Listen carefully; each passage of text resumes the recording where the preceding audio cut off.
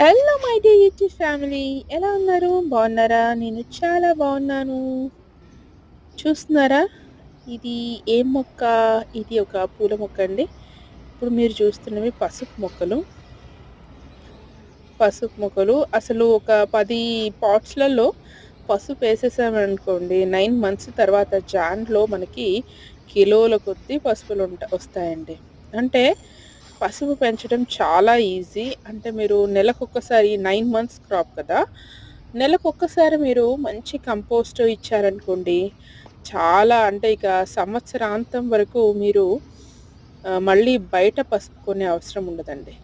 చూస్తున్నారా? ఇక్కడ గూడా ఈ గుండు మిర్చీలు ఒకటి 2, 3, 4 చోట్ల వేశారు. చాలా బాగా కాపు ఎంత బాగొస్తుంది చూడండి.